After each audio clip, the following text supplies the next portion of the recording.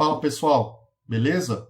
No vídeo de hoje eu vou falar sobre os efeitos que acontecem quando você troca o diâmetro do pneu do seu carro, né? Você sai de um diâmetro de 30 polegadas e vai para um diâmetro de 35 a 40 polegadas, né? Eu já fiz um vídeo discutindo esse assunto, falando sobre como calcular a relação de transmissão final do seu carro, né?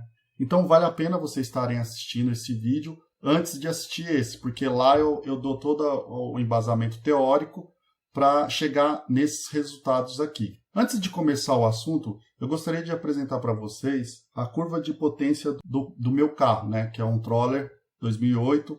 Esse motor saiu nas Rangers e no Troller de 2006 a 2012, né? Aqui nós conseguimos ver que tem três curvas, né?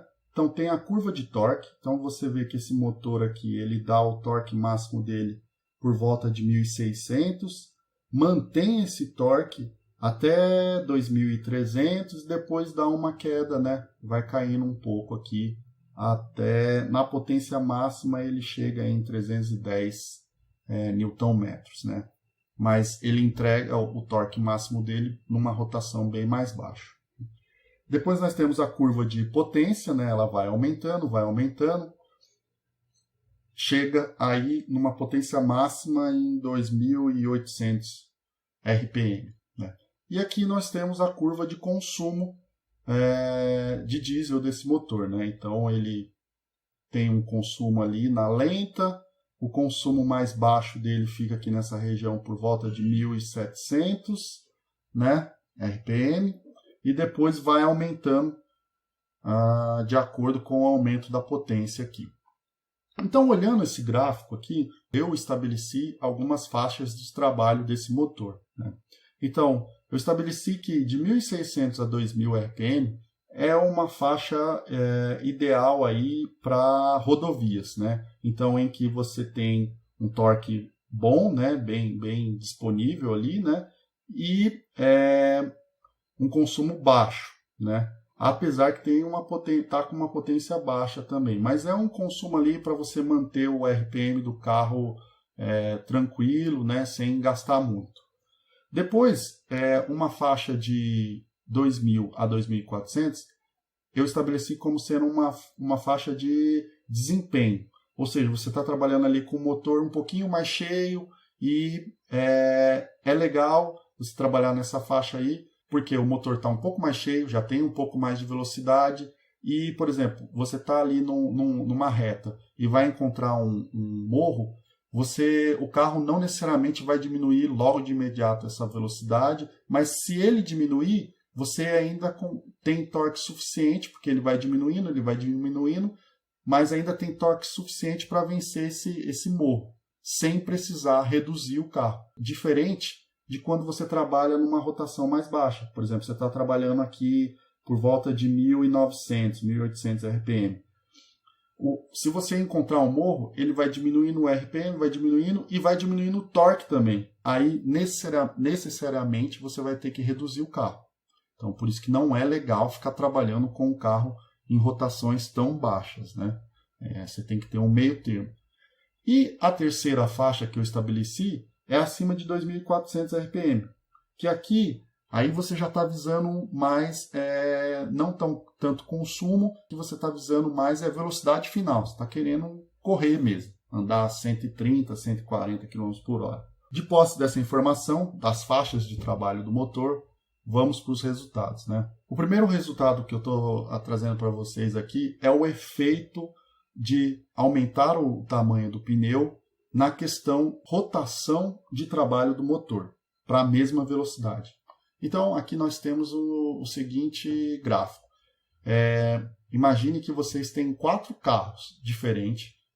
Cada carro está trabalhando com um tamanho de pneu. Então, você tem 4 trollers aqui. Um troller que está com pneu 30 original, um com 33, um com 35 e um com 37. Todos eles estão rodando na mesma velocidade, 110 km por hora.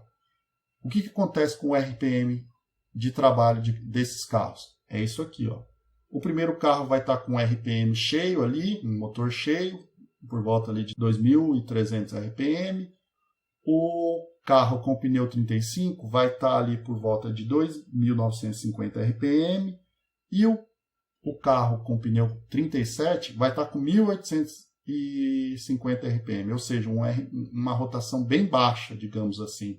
Então, é aqui que acontece aquele efeito de ele estar ali no plano, ele vai encontrar um morro, ele não vai ter, digamos assim, um motor cheio ou força suficiente para vencer aquele morro. Ele automaticamente vai ter que reduzir, né?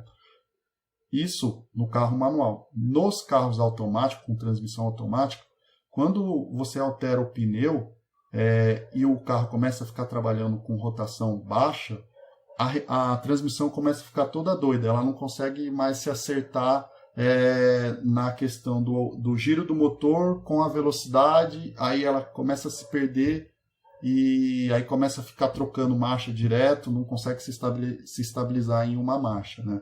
Então tem sérios problemas para o carro automático trabalhar com rotação tão baixa, né? E com relação à força, ela também caiu. Por quê? A força que o pneu aplica no solo, ela é um reflexo, né? O motor está aplicando um torque, né? Esse torque gera uma força no solo. Como que varia essa força? Ela varia em função da distância do ponto de giro com o contato com o solo, ou seja, o raio do pneu. Então, seguindo essa equação aqui, ó, se eu aumento o raio ou diâmetro do pneu, para o mesmo valor de torque, esse valor é fixo, a força necessariamente tem que cair. Então, por isso que quando você aumenta o pneu, o carro fica fraco, fica frouxo. Ele fica mais, ele anda mais, mas fica frouxo, né? A outra condição aqui, pessoal, novamente, a gente tem os quatro trollers ali, cada um com um pneu diferente, né? Só que agora todos eles estão trabalhando com o mesmo RPM, 2.270 RPM, e na quinta marcha. Aí o que nós vamos ver? Que o carro original, com pneu 30, ele vai estar a 110 km por hora, né? E o velocímetro e o odômetro dele está medindo corretamente isso aqui, a 110 km por hora, e se ele andar em uma hora, ele vai ter marcado 110 km. Por quê? Porque o sensor está programado para ler esta rotação aqui e está ajustado para este pneu aqui. Conforme você vai aumentando o tamanho dos pneus, né, o que vai acontecer? Ele está lendo isso aqui, só que, na realidade, se o trolley tiver com pneu 33, que é o meu caso atual, meu carro hoje está com pneu 33, ele está marcando 122 km por hora. Então, eu tenho um erro de 10% na velocidade, na leitura da velocidade. E para um pneu 37, eu vou ter um erro de 23%, ou seja, o meu marcador de velocidade vai marcar 23% a menos do que o real. Então, isso aqui é muito fácil para você tomar multa, né? Porque você está com a leitura totalmente fora. O mesmo acontece, pessoal, com o odômetro, né? O que mede o deslocamento do carro. Se nós analisarmos o deslocamento desses 4 carros aqui, todos eles vão falar que andou, vai mostrar no odômetro que andou 110 km por hora. Mas, na verdade, esse aqui andou 120 km, esse aqui vai ter andado 128 e esse aqui 136 km, né? Ele vai ter andado. Então, uma diferença aí de quase 26 km. Ou seja, você andar com um pneu maior sem trocar a relação de coroa-pinhão ou sem trocar o sisteminha que mede a velocidade e o deslocamento, o seu carro vai estar marcando o deslocamento, o odômetro, totalmente errado. Ele vai estar marcando 23% a menos, né? Então, você vai fazer uma medida de consumo, vai dar errado, porque o consumo vai dar mais alto, porque ele está marcando que você rodou menos quilômetro do que a realidade, né? O mesmo acontece, pessoal, com a força, ó.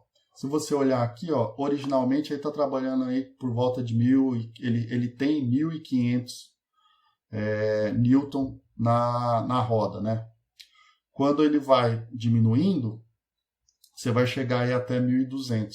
Então, novamente, o carro vai nesse RPM aqui, no mesmo RPM, ele vai estar com menos força. Para explicar por que o carro no mesmo RPM anda mais rápido, é esta equação aqui, ó. A velocidade de deslocamento ela é igual à velocidade de rotação, o ômega, vezes o raio, né, da roda. Então, se você tem um raio maior, necessariamente você vai ter uma velocidade maior, né? O outro gráfico aqui é um carro agora trabalhando sempre com um pneu no mesmo tamanho, 30 polegadas, e na mesma rotação, 2.270 RPM. Só que eu fui trocando as relações de transmissão. Então, esse carro aqui, nesse primeiro momento, ele está com uma relação de coroa e peão de 409.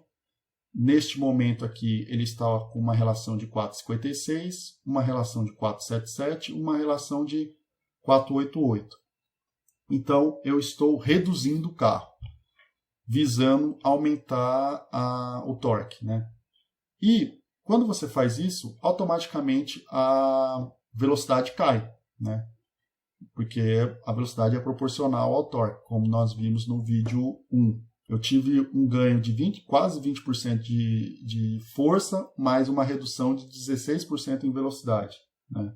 E então, quando eu faço isso, eu estou visando um carro para trilha, um carro para rodar em baixas velocidades, né? Eu não vou ligar, quando eu tiver que andar na estrada, a trabalhar nessa velocidade de cruzeiro aqui, ó, de 90, 95 km por hora, né? Eu vou rodar ali tranquilo, mas quando eu estiver na trilha, eu vou ter 20% a mais de força do que os outros carros. Se eu quiser andar a 110 km por hora, o que eu vou ter que fazer se eu tiver com a relação de 488? Eu vou ter que acelerar, vou ter que demandar mais potência. E demandar mais potência, eu vou ter que subir o giro. Para eu rodar com a relação de 488 e atingir os mesmos 110 que eu rodava com a 409, eu vou ter que alterar o RPM do motor para 2.710, ou seja, um aumento de quase 20%, né? Então, necessariamente eu vou gastar mais com esse carro, vou consumir mais diesel, né? E fora que vai ter mais desgaste das peças também, né? Por trabalhar com esse giro alto. Aqui eu montei uma tabela, né? Visando tentar determinar quais são as melhores relações de transmissão para coroa e pinhão, né? E nessa tabela aqui eu entro com a velocidade cruzeiro que eu quero, né? E com a relação de transmissão na quinta marcha. Essa é a relação da quinta marcha do troller. E aí eu tenho aqui, ó, para cada pneu, tamanho de pneu, de 30 a 40, e várias relações, eu tenho qual que é a faixa de trabalho do RPM do motor.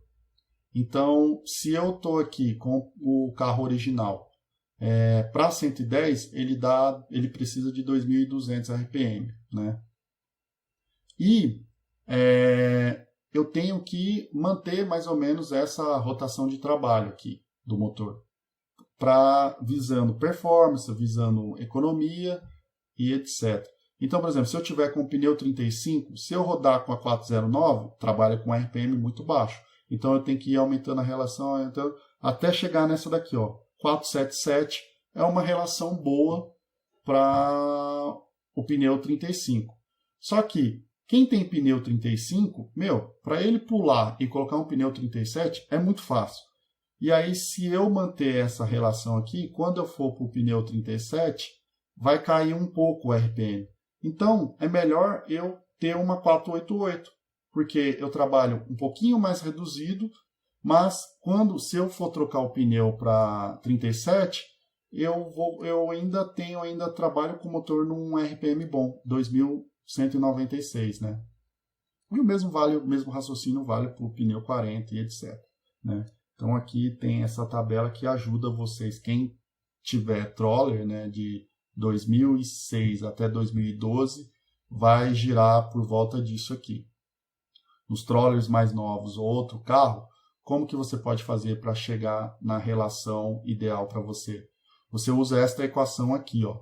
em que a nova relação de coroa e peão é igual ao diâmetro do pneu novo que você quer colocar, vezes a relação de transmissão do diferencial atual do seu carro original, dividido pelo diâmetro do pneu do carro original.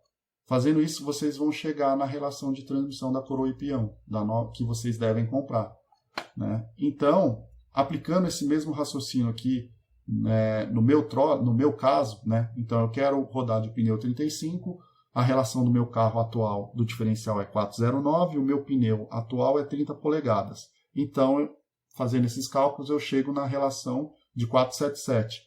Comparando aqui com o gráfico, ó, realmente 477 eu mantenho o mesmo velocidade de trabalho do motor do que eu rodava com pneu 30. Né? Então essa equação vai auxiliar vocês a escolher a relação de coroa e peão para vocês estarem colocando no diferencial de vocês. E aqui eu estou dando algumas dicas, né, de como comprar essas relações de coroa e peão. Né? Aqui no mercado hoje a gente tem essas relações para o Dana 44, né? Então vai de 4/27 até 5/88.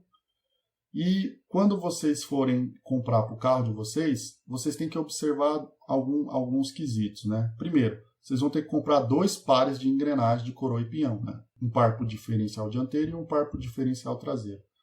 Também, se o carro de vocês tiver em bloqueio de diferencial, vocês precisam ver se essas novas relações vão ser compatíveis com o bloqueio de vocês, né? Que às vezes a relação ela pode ter um diâmetro um pouco maior ou uma largura um pouco maior e não caber no mecanismo do bloqueio.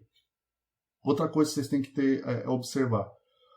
O carro de vocês podem ter modelo de diferencial diferente entre a frente e entre a traseira. Então, por exemplo, no exemplo que eu apresentei no vídeo 1, lá o Jeep Wrangler lá tinha Dana 30 no eixo da frente e Dana 44 no eixo traseiro. Então, vocês têm que observar isso, porque vocês vão ter que comprar a relação para cada tipo de eixo. E detalhe, essas relações elas têm que ter o mesmo valor de relação de transmissão. Você não pode colocar uma relação de transmissão menor ou maior do que a outra. Então, por exemplo, se eu vou colocar 477 na traseira, necessariamente na dianteira ela tem que ser um valor aí 475, 478, mas não diferente disso, né? Porque se você colocar uma relação de transmissão diferente da frente para a traseira, vai quebrar tudo, não vai funcionar. E o outro detalhe é o tipo de diferencial que você tem no seu carro, né? Então, por exemplo, você tem o diferencial do modelo low pinion, né? Em que o eixo de rotação do pinhão está abaixo do eixo do diferencial, e tem o diferencial high pinion, em que o eixo de rotação do pinhão está acima do diferencial. Então é isso, pessoal. Espero que vocês tenham gostado desse vídeo, né? Nós vimos como que trocando o pneu afeta o comportamento do seu carro, né?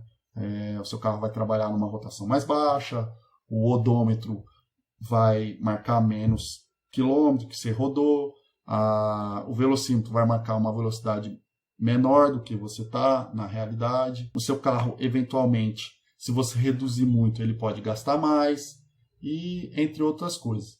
Espero que vocês tenham gostado desse vídeo. Se você gostou, dê o like, se inscreva no meu canal e comente nos comentários. Valeu e até a próxima.